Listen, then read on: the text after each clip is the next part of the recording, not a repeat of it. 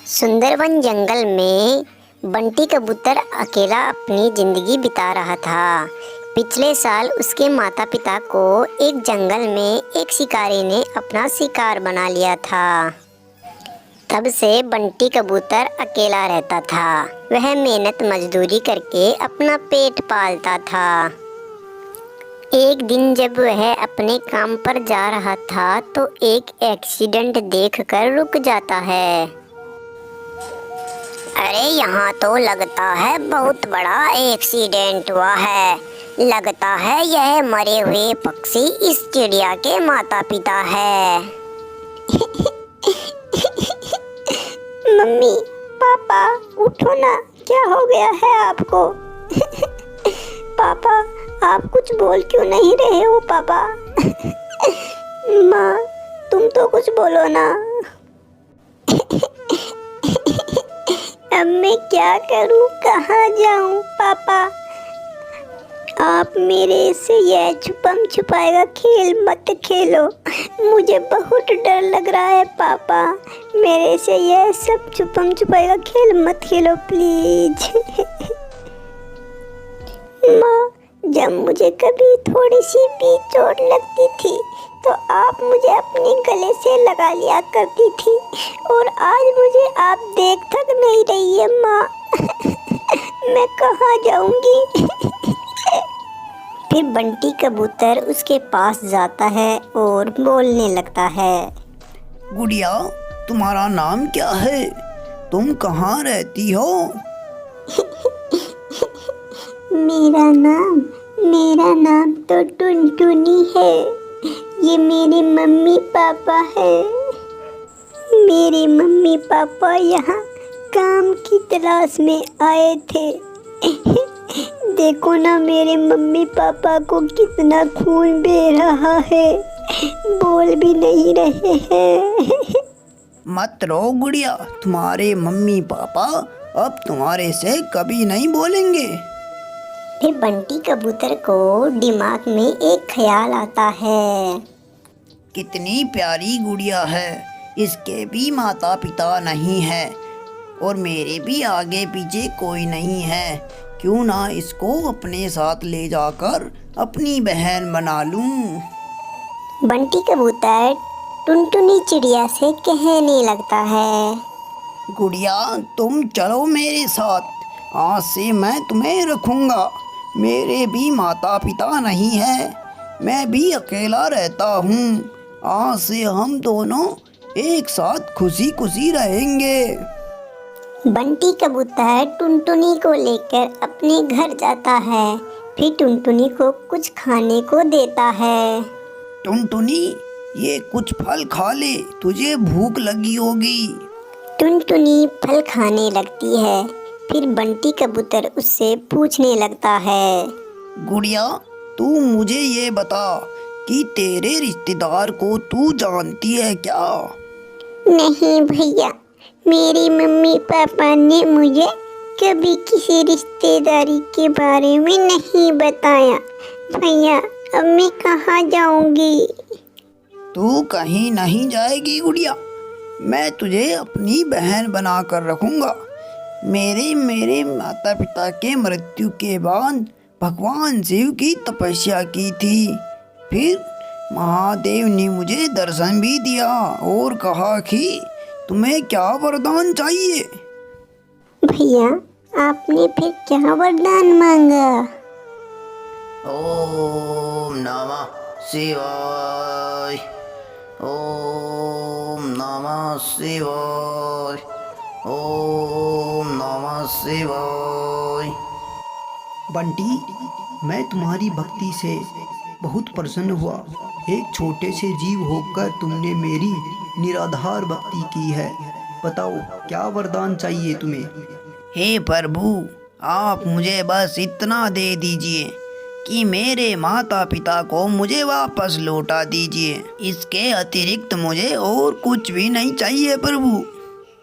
देखो बंटी, मरे हुए लोग जीवित नहीं हो सकते। यह एक सृष्टि का नियम है। जो जन्म लेता है उसे मरना तो पड़ता ही है।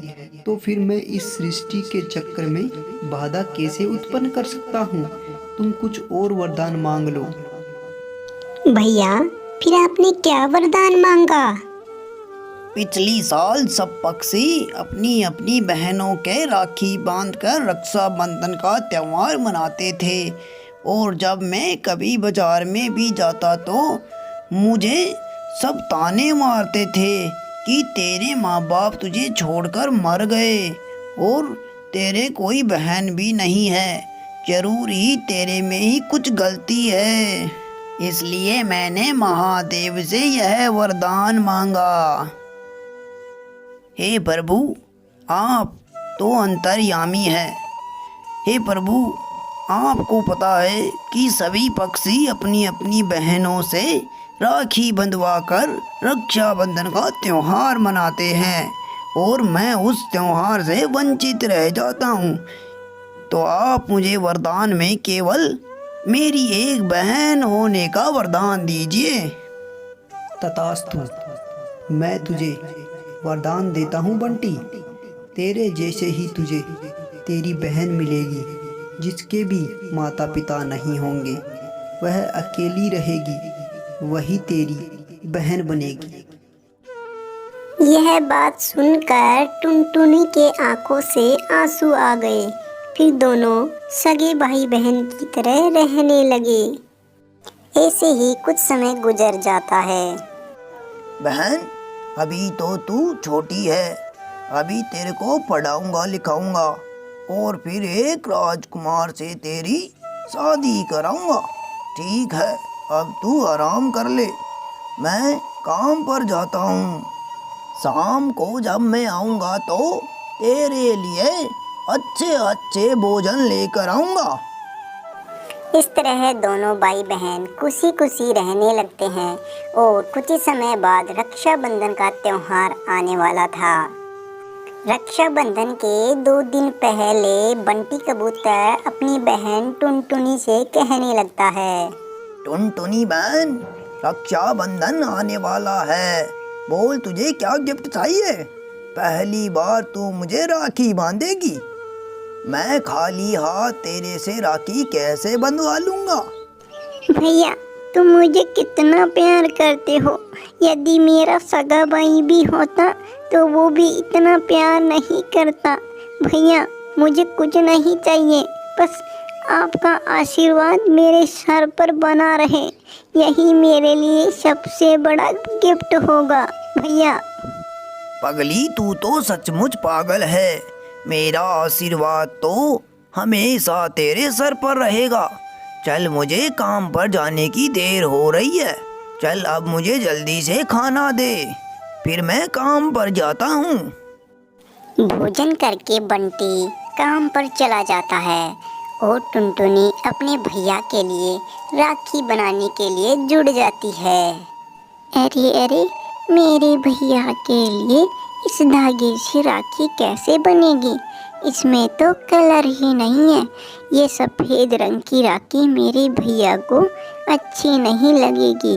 कुछ मुझे करना पड़ेगा। बाजार में तो बहुत अच्छी अच्छी राखियाँ बिक रही है, पर मैं क्या करूँ? मेरे पास तो कुछ पैसे भी नहीं है जिससे कि मेरे भैया के लिए मैं राखी खरीद सकूं। अब मुझे ही कुछ सोचना पड़ेगा। अगले दिन रक्षाबंधन का त्योहार आता है। फिर टुनटुनी अपने भैया के लिए अपने शरीर का रक्त निकाल कर उस धागे को लाल रंग में रंग करके अपने भैया के लिए राखी तैयार करती है। कितनी प्यारी राखी बनाई है तूने टुनटुनी। ऐसा लगता है कि पूरे बाजार में नहीं मिलेगी ऐसी राखी तो। लेकिन तूने बनाया कैसे इतनी सुंदर राखी? भैया, अगर दिल में इतना प्यार हो तो अपने आप बन जाती है। फिर टुनटुनी चिड़िया अपने भाई बंटी कबूतर को खुशी खुशी से राखी बांध देती है, और बंटी कबूतर बहुत ही ज़्यादा खुश होता है।